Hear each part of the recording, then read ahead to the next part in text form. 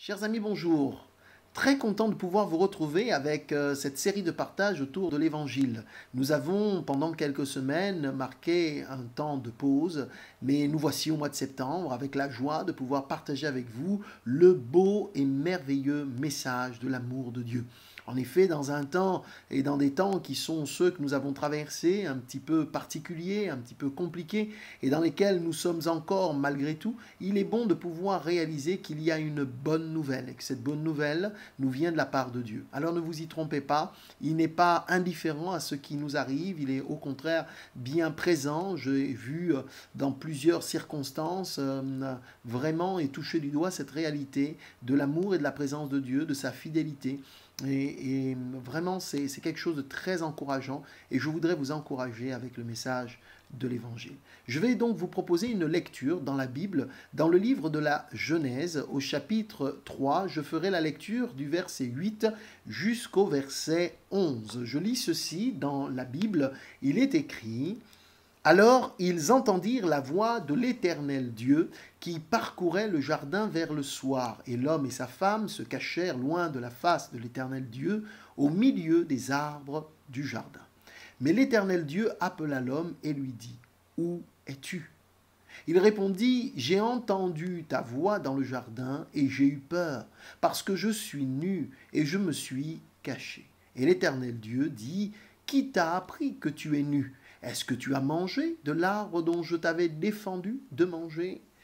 Alléluia. Voici un texte très simple, mais je voudrais revenir un petit peu à la Genèse. Le livre de la Genèse, ou en hébreu Bereshit, veut dire tout simplement commencement. C'est ce que signifie ce livre Genèse, Bereshit, commencement. Nous sommes au commencement, et au commencement des commencements, nous trouvons ici ce récit qui reprend tous les commencements, le commencement de la vie sur terre, le commencement de la relation du couple, le commencement du péché, le commencement de la chute, le commencement de l'amour de Dieu. Vous avez là un certain nombre d'éléments qui parlent du commencement. Le commencement notamment, je parlerai ici du commencement des relations.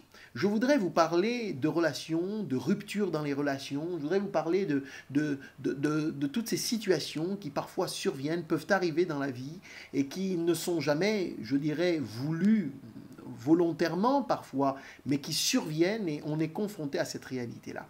J'ai lu quelque part, par exemple, cette phrase qui m'a interpellé et dont je voudrais vous refaire la lecture ici. Il est dit, si la vie est faite de rencontres, elle est aussi faite de séparations. Rupture amoureuse, perte d'un ami, deuil d'un proche, départ anticipé d'un collègue ou d'un voisin. Voici autant de circonstances et de situations qui peuvent amener une rupture dans les relations. Et c'est quelque chose de terrible, parfois de difficile, ça peut même être traumatisant, parce que quand on est dans une relation, ça veut dire qu'il y a un lien qui est tissé. Ça veut dire que émotionnellement, psychologiquement, parfois matériellement, on est lié aux personnes. Et l'être humain est un être qui est doué d'intelligence, mais qui a besoin de relations, qui a besoin d'être en contact avec l'autre. Et cette réalité-là est importante. Il est dit quelque part que l'être humain est fait pour aimer et pour être aimé. Et c'est l'amour qui est comme un carburant, comme quelque chose qui nourrit, je dirais, notre âme et qui nous donne une certaine satisfaction. Or, quand il y a une rupture dans les relations, quand il y a conflit, quand il y a dispute, quand il y a problème, ou quand il y a deuil, quand il y a absence, quand il y a éloignement, toutes ces choses-là peuvent provoquer des vagues successives de détresse, d'angoisse, de colère, d'amertume, de souffrance. Et nous ne devons pas occulter cela, la Bible en parle parce qu'elle est au fait des réalités qui touchent la vie des hommes. Je vous l'ai dit, Dieu est conscient de tout ce qui concerne notre vie. Mais je voudrais vous montrer à travers ce que nous lisons dans la Bible les moyens dont Dieu nous met à disposition pour que nous puissions retrouver, je dirais, une paix intérieure, que nous puissions retrouver, malgré les absences, malgré les ruptures, malgré les difficultés, que nous sachions de quelle manière bien les choses peuvent se reconstruire. Le texte que nous avons lu marque le commencement de la première rupture qu'il va y avoir entre l'être humain et son Créateur, entre le Dieu qui aime et la créature. Et on voit dans ce contexte, eh bien, ces quelques versets que je vous ai lus, ils entendent la voix de Dieu, ils entendent que Dieu arrive dans ce jardin que l'on appelait Éden, et sur le soir, Dieu venait pour rencontrer l'être humain. On voit ici ce besoin de construire une relation de la part de Dieu, puisqu'il venait sur le soir pour rencontrer sa créature, pour pouvoir échanger, partager, comme du reste, n'importe quelle relation le nécessite. Je crois qu'il est important, quand on est en relation avec les personnes, de parler avec elles, d'échanger avec elles, d'avoir des partages, d'avoir des moments, je dirais, de rigolade, des moments paisibles. Et c'est tout cela qui fonde la relation. Et l'amour se construit autour de tout cela. Une relation donc qui est au beau fixe est une relation qui nous galvanise, une relation qui nous pousse de l'avant, une relation qui nous aide à nous dépasser parce qu'on se sent bien. Et je dirais que si vous avez un époux ou une épouse qui vous aime, qui est présent à vos côtés, qui vous comprend, qui vous écoute, qui discute avec vous, qui s'intéresse à vous, forcément cela vous donne une force quand vous avez bien des choses à faire, une force, je dirais, intérieure, une force morale, une force émotionnelle, parce que le capital émotionnel qui est en vous est nourri par cette relation que vous avez. Nos enfants n'ont-ils pas besoin justement eux aussi de se relationner avec leurs parents? Je crois qu'un enfant qui se sent aimé, un enfant qui se sent écouté, un enfant dont les parents prennent le temps de s'occuper, bien entendu sera un enfant qui grandira avec, je dirais, une bonne structure intérieure que lui-même répercutera quand il sera plus grand. Donc voyez-vous, je crois que tout cela est important et la Bible en parle. Elle nous parle de Dieu qui vient vers l'homme avec ce désir de le rencontrer. Et le problème, c'est que le texte nous dit mais l'Éternel ne trouva pas l'homme. Alors que fait l'Éternel? Dieu appelle l'homme, puisqu'il ne le trouve pas au lieu du rendez-vous, il ne le trouve pas à l'endroit où ils ont l'habitude de se retrouver, l'homme et la femme.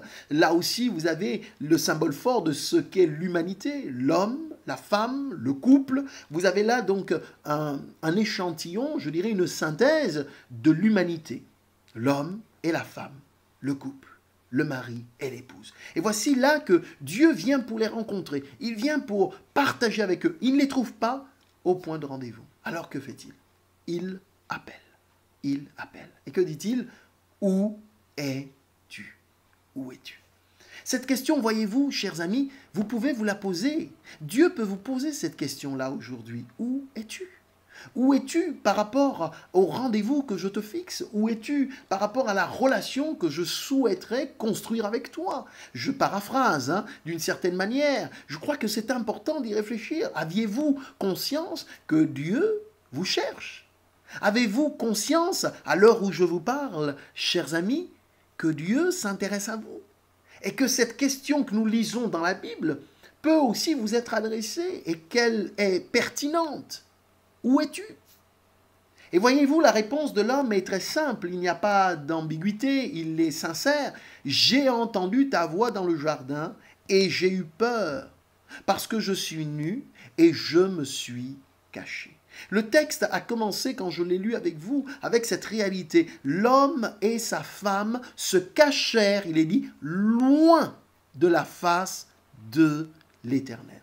En réalité, ce n'est pas Dieu qui nous cache son amour ou sa face. Ce n'est pas Dieu qui s'est éloigné de nous. La Bible nous montre clairement que dans la relation, c'est l'être humain qui s'est éloigné de Dieu. Et plus encore, il s'est caché loin de la face de Dieu. C'est quelque chose de particulier. L'être humain s'est éloigné, s'est caché. Ce n'est pas au sens physique du terme, ce n'est pas une distance en mètres ou en kilomètres, mais c'est intérieurement, c'est émotionnellement, c'est spirituellement. L'homme s'est éloigné de Dieu. Cet éloignement, c'est ce que la Bible appelle le péché.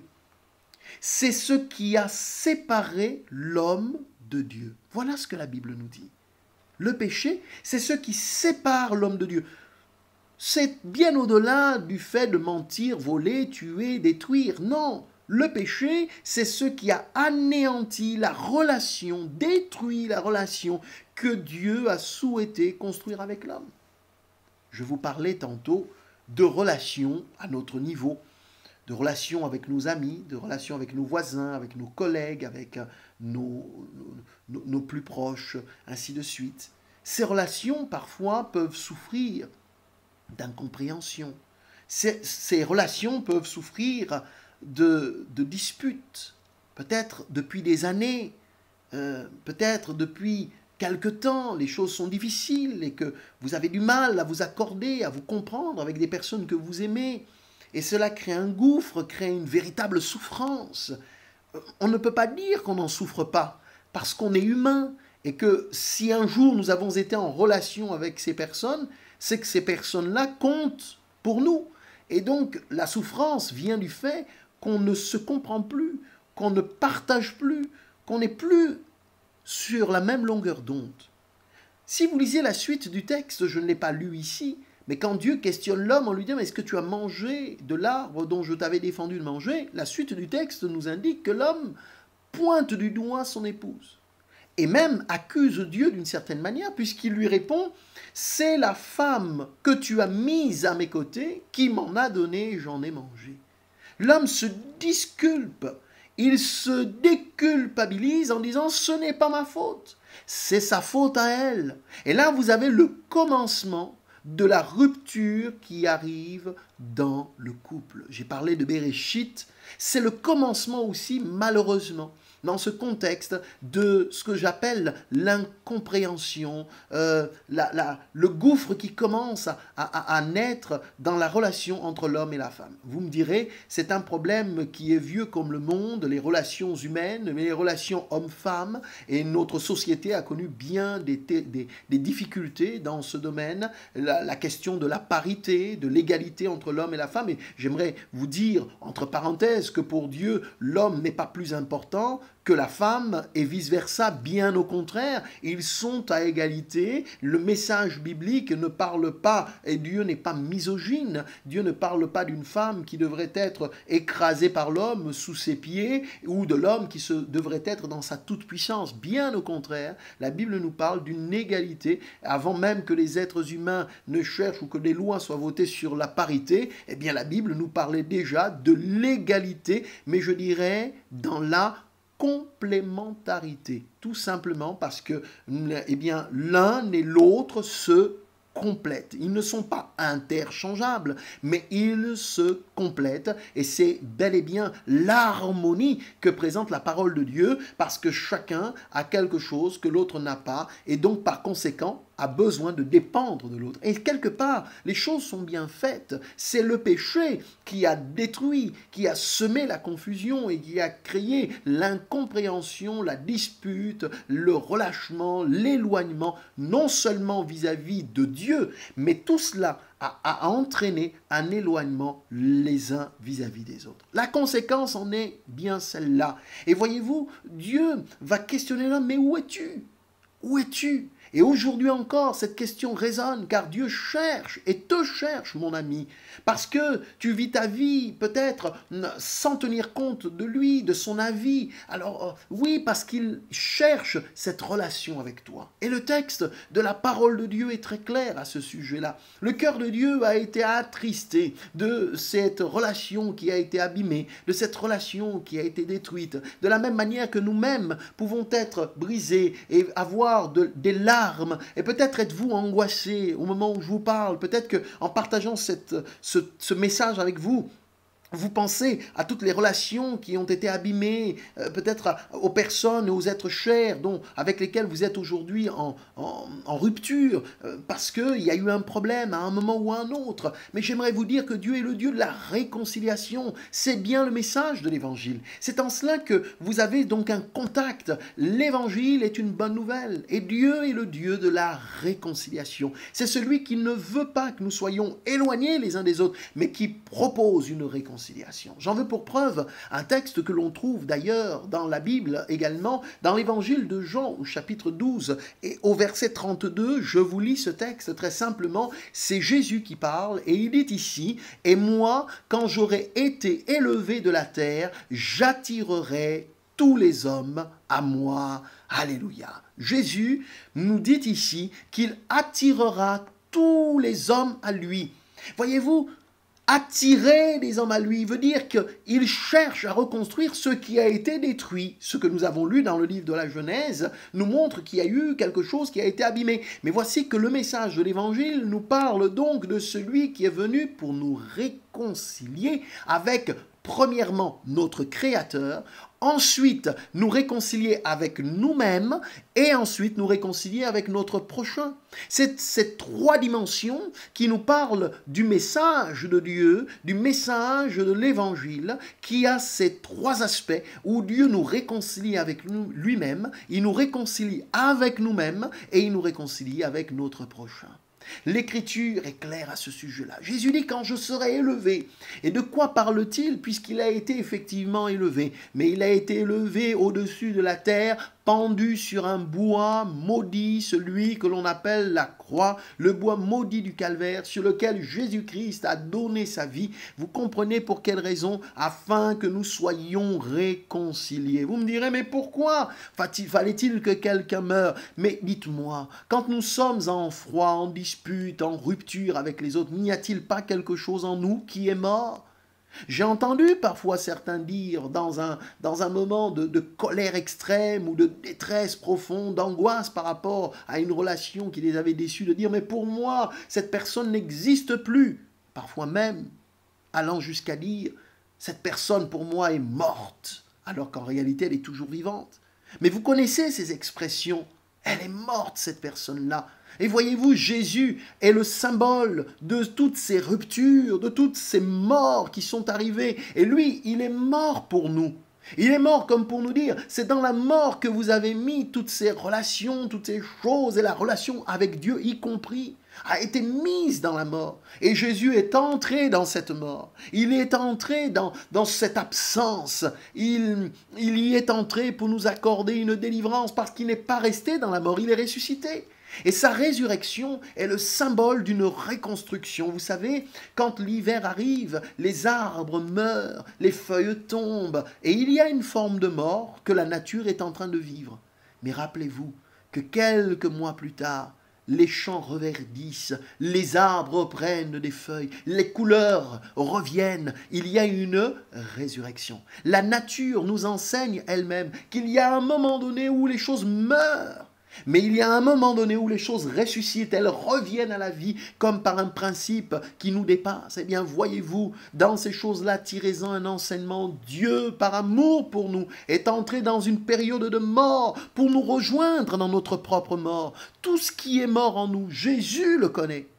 Mais il attire les hommes à lui, parce qu'il est revenu à la vie et il attire tous ceux et celles qui ont soif de justice, de vérité, d'amour, tous ceux et celles qui sont en rupture, tous ceux et celles qui souffrent intérieurement et qui se disent « je ne sais plus comment faire ». Eh bien, j'aimerais vous dire, Jésus, lui, il sait comment faire. La première démarche à faire, c'est de vous approcher de lui, c'est de lui présenter votre vie, de lui présenter votre situation, et il peut vous conduire sur le chemin de la réconciliation. Rappelez-vous, à trois dimensions, réconcilier avec Dieu, réconcilier avec soi-même et réconcilier avec son prochain. Je me souviens d'une dame avec qui je parlais et qui avait du mal avec le pardon et qui disait « j'ai du mal à me pardonner à moi-même ». Et c'est vrai que la réconciliation avec soi-même est utile et nécessaire quand parfois on a du mal avec des choix, des décisions que l'on a prises. On se dit « mais j'ai été sot ou sotte d'avoir fait ces choses-là et puis je dois vivre aujourd'hui avec cela dans ma conscience, c'est terrible ».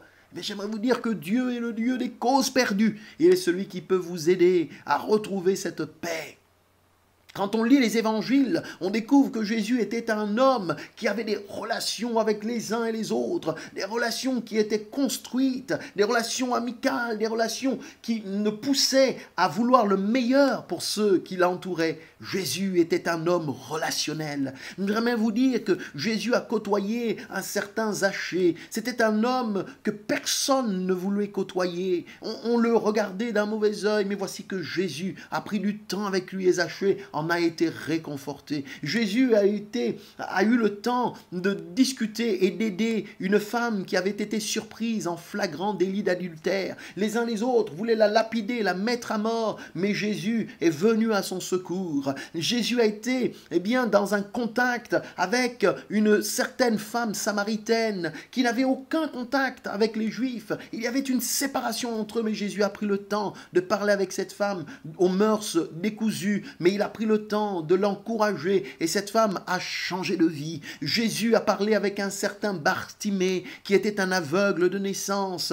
Il a eu pour cet homme une compassion extrême et il l'a restauré, il l'a guéri. Jésus a été en contact avec un paralytique qui était là depuis plusieurs années devant une piscine, celle de Bethesda. Jésus lui a dit: veux-tu être guéri? Il est venu pour le rencontrer. Et que dire encore de Pierre qui a tranché une oreille alors que on venait pour chercher son maître. Il a tranché cette oreille. Jésus le connaissait et il a rétabli cette oreille qui avait été abîmée.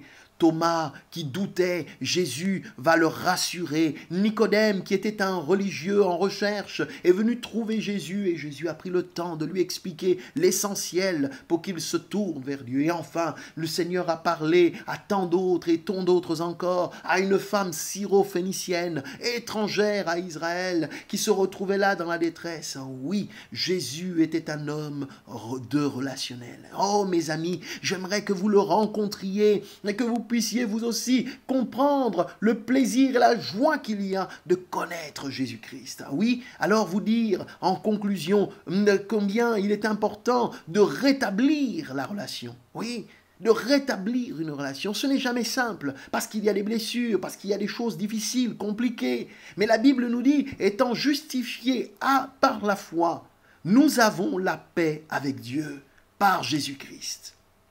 Nous avons la paix. Et je crois que la paix est quelque chose de nécessaire. C'est vraiment cette satisfaction, ce sentiment profond qui nous permet de réaliser que tout est bien, que tout est bon, que ça va. Et même si les choses s'écroulent autour de nous, de réaliser que le Seigneur est présent. Mes amis, pour cela, il vous suffit de vous approcher. Il vous suffit de ne pas cacher les choses vis-à-vis de Dieu, je parle. Et de lui dire, j'ai besoin de toi. Je suis en rupture dans ma relation avec toi. Viens, Jésus. Viens, s'il te plaît.